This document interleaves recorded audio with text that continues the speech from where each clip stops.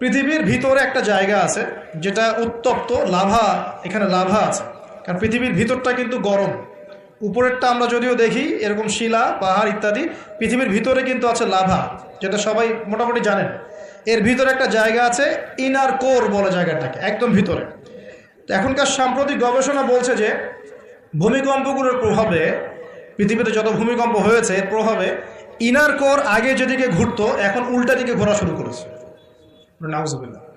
মনে রাখবেন, কিয়ামতের অন্যতম আলামত কিন্তু সূর্য পশ্চিম দিক থেকে উঠবে, আর সময় সংক্ষিপ্ত হয়ে আসবে। নবীজি বলেছেন যে একটা বছর চলে যাবে একটা মাসের মতো, একটা মাস চলে যাবে একটা সপ্তাহের মতো, একটা সপ্তাহ যাবে একটা দিনের মতো, একটা দিন যাবে কেমন, নবী এটাও বলেছেন। নবীজি বলছেন একটা দিন যাবে একটা ঘন্টার মতো। মানে ঘন্টা মানে কি, যে ম্যাচের কাঠি জ্বালাতে যতক্ষণ সময় লাগে এতটুকু সময়ের মধ্যে মিনিট চলে যাবে।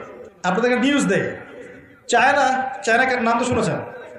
চায়না একটা বাঁধ নির্মাণ করেছে, কৃত্রিম বাঁধ। ওর দেশে একটা কৃত্রিম বাঁধ নির্মাণ করেছে।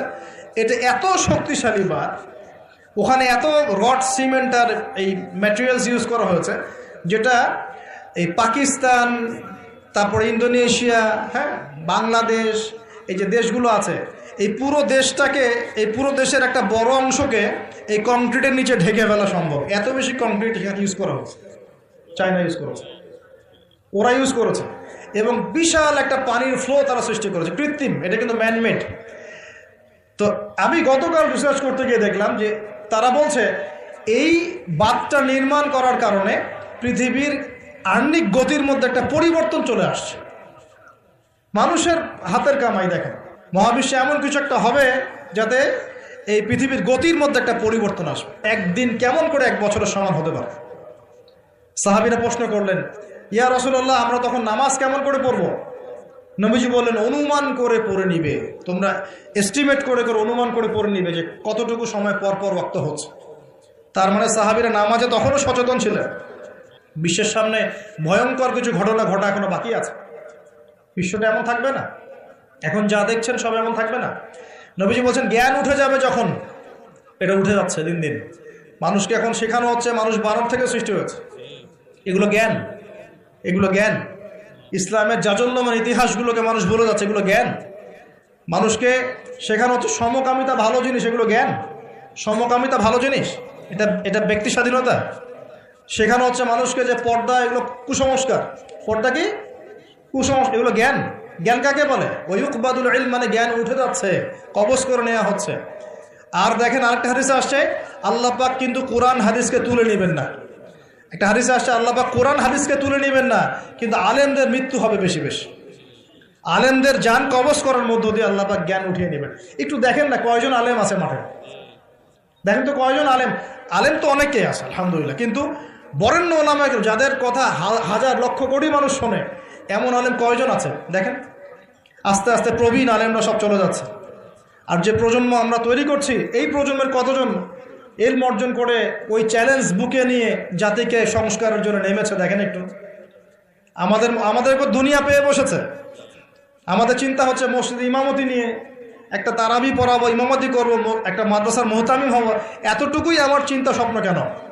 স্বপ্ন থাকতে হবে যে আমি আমার জ্ঞান দিয়ে উম্মাকে পরিবর্তন করবো ইনশাআল্লাহ, এবং আল্লাহর জমিন, আল্লাহর দিন প্রতিষ্ঠা করে ছাড়বো ইনশাআল্লাহ।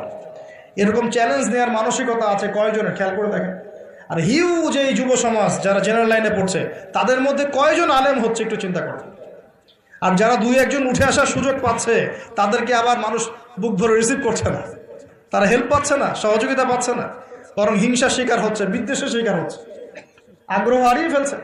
তা আমি এখানে এসে কী করবো, আমাকে তো বুকে টেনে নেয় আর কেউ নেয়, এমন মনে হচ্ছে মানুষের কাছে। তো জ্ঞান উঠে যাবে, কিন্তু শুধু কোরআন সুন্নাহ আল্লাহ পাক তুলে নেবেন না, এমনটা আল্লাহ পাক বলেন নাই। আল্লাহ বলেছেন, তার নবীর মাধ্যমে জানিয়েছেন যে আলেমদের মৃত্যু হবে, সংখ্যা কমে যাবে। সংখ্যা বেড়েছে না কমেছে? তা আল্লাহ পাক আমাদেরকে বোঝার তৌফিক দান করুন। আমরা এখন আলেম হই নাই। যে শব্দগুলো আমাদের সামনে ইউজ করা হয়, কসম আল্লাহর, এগুলোর সাথে আমাদের কোনো সম্পর্ক। এখন আমরা শুধু তালেবে ইলম আছি। আর আমি দোয়া করি আমি তালেবে ইলম অবস্থায় থাকতে চাই, কারণ জ্ঞানের কোনো শেষ নাই। দোলনা থেকে কবর, জ্ঞান অর্জন করতেই থাকতে হবে। নবী মুসা আলাইহিস সালাম পর্যন্ত জ্ঞান অর্জন করতে গিয়েছেন খিজরের কাছে আলাইহিস সালাম, জান নাই? নবী মুসা আলাইহিস সালাম বলছেন আমি সবচেয়ে জ্ঞানী মানুষ, আল্লাহ পাক বলছেন না, তুমি সবচেয়ে জ্ঞানী মানুষ না, ওই যে আমার বান্দা খিজির, ও জ্ঞানী মানুষ। তখন তিনি বলছেন আমি তার সাথে দেখা করতে চাই, জ্ঞান শিখতে চাই। হাল আত্তাবিউকা আলা আন তুআল্লিমানি মিম্মা উল্লিমতা রুশদা, তিনি গিয়ে বলছেন আমাকে কি আপনার সাথে রাখবেন, আল্লাহ পাক আপনাকে যা শিখিয়েছেন তার থেকে কিছু শেখাবেন? কে বলছে? নবী মূসা আলাইহিস সালাম। তো নবী মূসা আলাইহিস সালাম তালেবে ইলম হতে পারেন, আর আমরা কি বিয়া হয়ে গেছি নাকি? তো এই আন্তর্জাতিক খ্যাতি সম্পন্ন হাবিজাবি এগুলো বয়কট করে, দরকার নেই এগুলো কোনো দরকার নেই। এমনি আমরা তালেবে ইলমি থাকতে চাই। আর আমরা শুধু দায়ী মাত্র, আপনাদেরকে হয়তো দাওয়াত দিতে পারবো, কিন্তু ফিকহের কঠিন মাসআলাগুলো, গভীরতা, এগুলো আমরা বলতে পারবো না, এগুলো মুফতি সাহেবরা বলতে পারবে। তো বরেণ্য ওলামায়ে কেরামদের সংখ্যা কিন্তু কমছে। আমরা দোয়া করি আল্লাহ পাক সমস্ত মজলুম ওলামায়ে কেরামকে মুক্তিদানের ব্যবস্থা করুন, এবং আল্লাহ পাক বাংলার জমিনে আলেমদেরকে দিয়ে ভরিয়ে দিন ইনশাআল্লাহ। আর জাহেলদেরকে আল্লাহ পাক আলেমের জায়গায় আনা থেকে আমাদেরকে হেফাজত করুন বলি। আর আমাদের সবাইকে এই ট্রল পাগল হলে চলবে না, ইস্যু পাগল হলে চলবে না, সমালোচনা সংস্কৃতি লালন করা যাবে। আপনি মানুষ তৈরি করেন, মানুষ তৈরি করা অনেক কঠিন, নামিয়ে দেওয়া সহজ। আমরা এই জায়গায় আসতে অনেক কষ্ট করতে হয়েছে, কিন্তু নামানো কিন্তু খুব সহজ।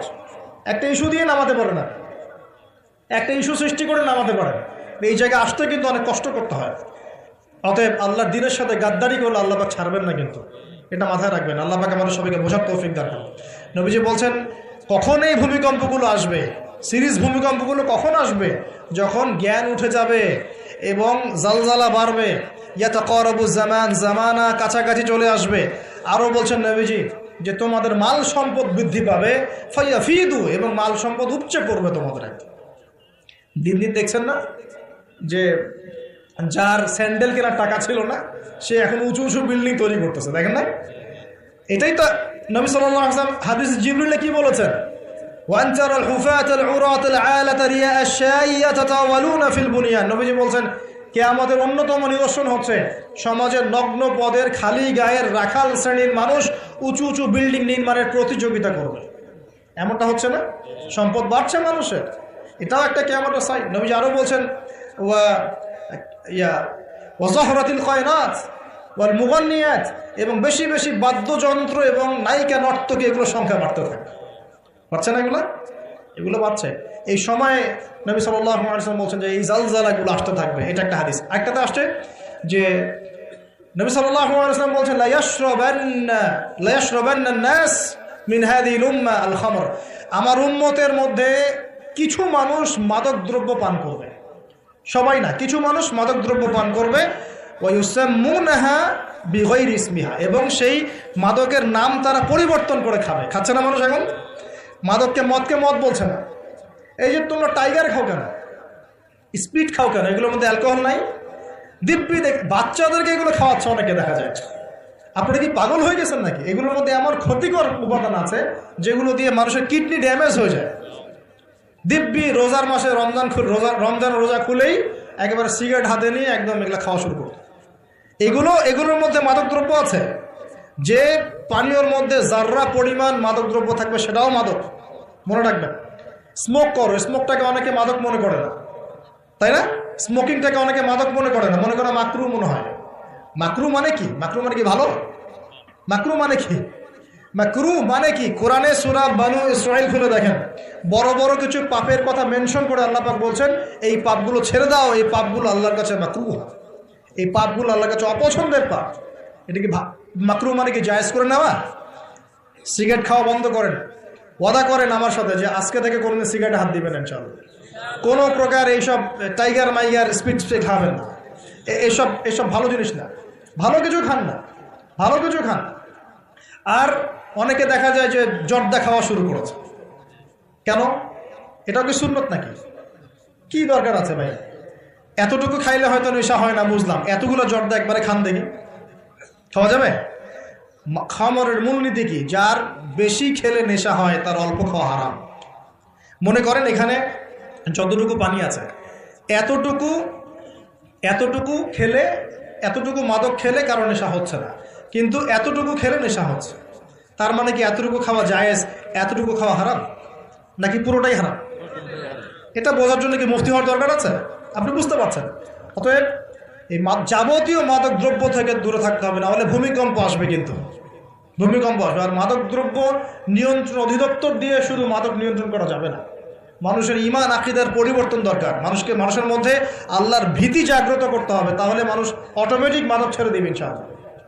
আমরা কি যুবক ভাইদের কাছে ওয়াদা নিতে পারি ইনশাআল্লাহ তাআলা জীবনেও কোনোদিন মাদক খাবো না, জীবনে কোনোদিনও মাদকের ধার কাছে যাবো না ইনশাআল্লাহ।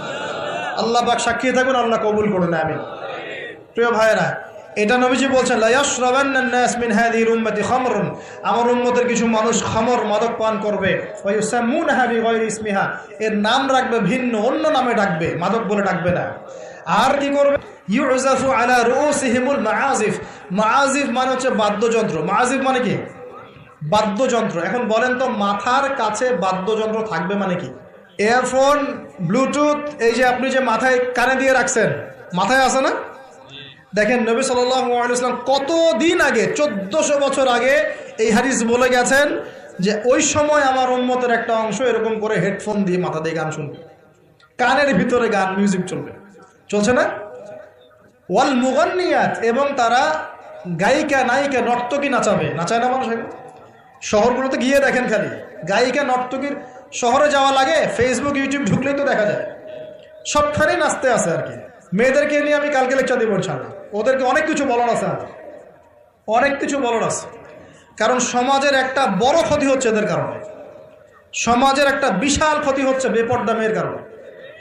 বহু দিনদার পরেশগার যুবক পর্যন্ত ঈমান হারাচ্ছে এদের কারণে।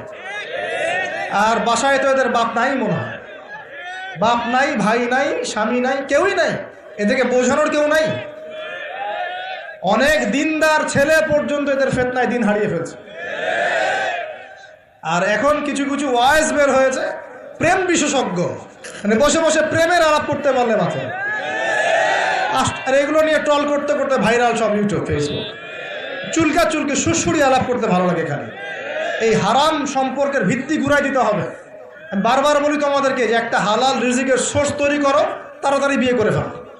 বিয়ে ছাড়া যৌন চাহিদা, লজ্জাস্থানের হেফাজত, এগুলো করার কোনো কোনো পথ নাই, বিকল্প কোনো পথ নাই। যে পথগুলো দেখা যায় এগুলো হতাশা আরও বাড়ায় দিবে, এগুলো আপনাকে আরও জানোয়ার বানায় ফেলবে ভিতর থেকে। মেয়েদের ইজ্জত আবরু রক্ষা করা খুব চ্যালেঞ্জের কাজ। মেয়েদের ইজ্জত আবরু রক্ষা করা এত চ্যালেঞ্জ যে কোনো মেয়ে ধর্ষিত হতে পারে। একটা কথা এখন না বললেই পারতেছি না, আমি কিছু রিপোর্ট দেখেছি, কিছু কিছু মাদ্রাসায়, কিছু কিছু হিপসখানাতে পর্যন্ত আস্তাগফিরুল্লাহ, যে ছাত্র যারা আছে, ছাত্র, এই ছাত্রদের সাথে এরকম বালাৎকার সমকামিতার কাজ করা হচ্ছে।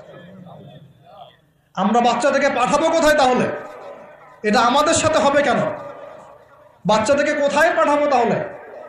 ইউনিভার্সিটিতে গিয়ে তো ধর্ষিত হচ্ছে না? দেখলেন না কয়েকদিন আগে হল নিয়ে কি ঝামেলাগুলো হলো? দেখা গেল না যে বড় বড় নেতাদের মনোরঞ্জন করতে হয়, দেখেন নাই? মনে ইডেনের কথা বলছি, দেখেন নাই? তারপরে বিশ্ববিদ্যালয়ে তো নগ্নতা চলছেই, ফ্রি মিক্সিং চলছেই, জেনা তো ফ্রি, এবং পতিতালয়ে সব 1500-2000 টাকা দিয়ে রাত পার করা যায়। এগুলো ফেসবুক ইউটিউব ঢুকলেই দেখা যায়। তার মধ্যে আবার চলছে এখন সমকামিতাকে এখন প্রমোট করা হচ্ছে। আবার এখন দেখা যাচ্ছে আস্তাগফিরুল্লাহ, কিছু ধর্মীয় প্রতিষ্ঠানেও সমকামিতা ছড়িয়ে পড়ছে। একটা বাচ্চা সে করেছে ঢাকায়, ওর পোস্টমর্টেম রিপোর্টে দেখা গিয়েছে যে, বলতে পারতেছি না আমি আসলে, ওর পোস্টমর্টেম রিপোর্টে দেখা গিয়েছে যে ছেলেটার যে পিছনের যে রাস্তা আছে না, এখানে যৌন নির্যাতনের চিহ্ন পাওয়া গেছে। কিভাবে বলতাম কথাটা বলেন, আপনাদেরকে বোঝানোর জন্য বললাম। একটা ছেলে হাফেজ হতে গিয়েছে মাদ্রাসায়, তার সাথে যদি টিচার এরকম কাজ করে, এই টিচারকে জাতির সামনে এনে ফাঁসি দেওয়া দরকার। তখন সবার একটা আক্কেল হবে, শিক্ষা হবে। পাপ তো পাবি, আলেম করলেও পাপ, জালেম করলেও পাপ, নাকি ওটা মাফ হয়ে যাবে নাকি? এই ঘটনাগুলো ঘটছে কেন ঘটবে এই ঘটনাগুলো? আল্লাহ পাক আমাদের সবাইকে বোঝার তৌফিক দান করুন। আর এই ঘটনাগুলো ঘটার অন্যতম কারণ হচ্ছে মানুষ ভিতর থেকে এগুলো যখন মোবাইলে দেখা শুরু করে, দেখতে দেখতে দেখতে দেখতে ভিতরটা পশুর মতো হয়ে যায়। তখন শুধু মানুষ না, বাচ্চাকে পেলেও করবে, গরু ছাগল। আমি কিয়ামতের আলামতের হাদিসগুলো টুকটাক কিছু গবেষণা করেছি। শেষ জামানার এমন হাদিস আসছে যে মানুষ একসময় গরু ছাগলের সাথে জেনা করা শুরু করে। এই সময়টা কিন্তু আসতেছে সামনে, দেখে। এক সময় ছিল মানুষ কি করতো জানেন? পরকিয়া করতো, বউ আছে বাসায় অন্যের সাথে সম্পর্ক করতো। তারপর দেখা গেল যে প্রেম করে, চুপি চুপি প্রেম করে।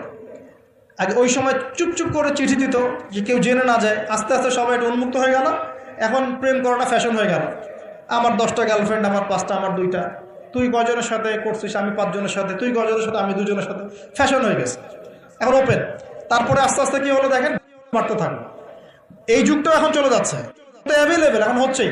তারপরে এখন একটা যুগ আসলো, মেয়ে ছোট ছোট বাচ্চা মেয়েদেরকে এখন করা হচ্ছে, ছোট ছোট বাচ্চা মেয়েকে। এই যুগও এক সময় চলে যাবে। তারপরে আসবে এমন যুগ দেখবেন খালি ছেলে ছেলের সাথে মেয়ে মেয়ের সাথে। এটাও কিন্তু চলে আসছে, ছেলে ছেলের সাথে জেনা করতেছে না, মেয়ে মেয়ের সাথেও জেনা করতেছে এখন। এরপর কি হবে? নবীজি হাদিসে বলেছেন, এরপর মানুষ ওই গরু ছাগল গবাদি পশুর সাথে জেনা করা শুরু করে। এই খবরও পাবেন, দেখে নিয়েন, আমি বললাম এই খবরও পাবেন যে মানুষ গবাদি পশুর সাথে জেনা করেছে।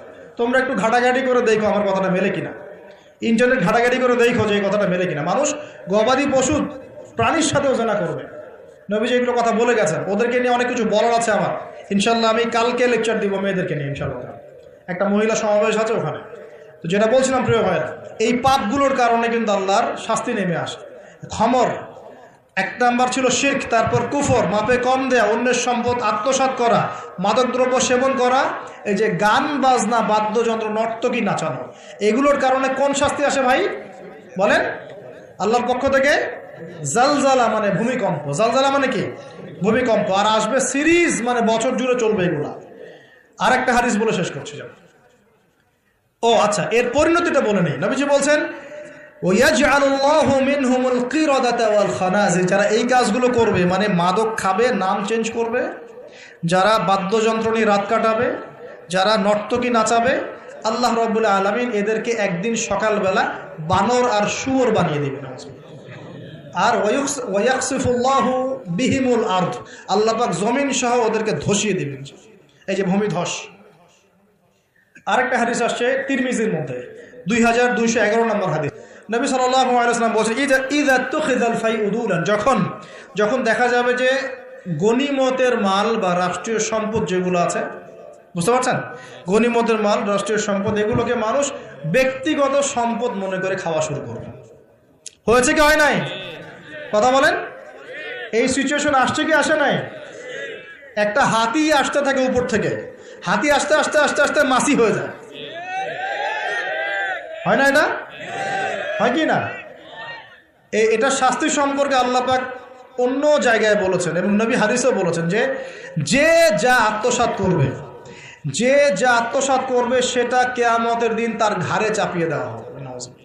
কিয়ামতের মাঠে উঠে দেখবেন বহু মানুষ কাঁধের মধ্যে রিলিফের টিন নিয়ে বসে আছে, বহু মানুষ কাঁধের মধ্যে রিলিফের গম নিয়ে বসে আছে, বহু মানুষ কাঁধের মধ্যে দেখবেন যে বন্যার্তদের ত্রাণের যে কম্বল, এই যে ত্রাণের বিষয়গুলা কাঁধে নিয়ে বসে আছে, রাস্তার কন্ট্রাক্টরের টাকা পয়সা কাঁধে নিয়ে বসে আছে। বহু মানুষ এই কাজ করবে, এটা হবেই। নবীজি বলেছেন যে যা আত্মসাৎ করবে। নবীজি হাদিসে বলেছেন কেউ গরু নিয়ে থাকবে, গরু, কেউ ছাগল নিয়ে থাকবে, ছাগল। বিশ্বাস করছেন না? হাদিসে গরু ছাগল কথাই আসছে, যে কেউ দেখা যাবে গাদের মধ্যে গরু নিয়ে আছে, কেউ উট নিয়ে আছে, কেউ ছাগল নিয়ে আছে। আমানতকে গনিমত মানে আমানত রাখা হয়েছে, ও খেয়ানত করে ফেলবে, লুটি পড়ে খেয়ে ফেলবে। এটা হচ্ছে কি না? সবচেয়ে সেরা আমানত আমাদেরকে আল্লাহ দিয়েছেন ইসলাম। আমরা সেই ইসলামের সাথে খেয়ানত করছি কিনা বুঝতে পারছেন না? একজন আলেমকে আল্লাহ পাক আমানত দিয়েছেন দ্বীনের জ্ঞান, সে জ্ঞানের সাথে খেয়ানত করছে কিনা? একজন ক্ষমতাসীনকে আল্লাহ পাক দিয়েছেন ক্ষমতা, সে ক্ষমতা দিয়ে খেয়ানত করছে কিনা? একজন পরিবারের কর্তাকে আল্লাহ পাক পরিবার দিয়েছেন, সে পরিবারের মধ্যে খেয়ানত করছে কিনা? সবাই সবার জায়গাতেই খেয়ানত করছে। আল্লাহ পাক আমাদেরকে বোঝার তৌফিক দান করুন। 3 নম্বর নবীজি বলছেন ওয়াজ-যাকাতু মাগরামান, যখন যাকাতটাকে মানুষ বোঝা মনে করা শুরু করে। যাকাত দিতে চায় না মানুষ, যাকাত নাম শুনলেই দৌড় দেয় পিছন থেকে, যাকাত দিতে চায় না, নামাজ পড়ে যাকাত দিতে চায় না। আল্লাহ পাক আমাদের সবাইকে যাকাত দেওয়ার তৌফিক দান করুন।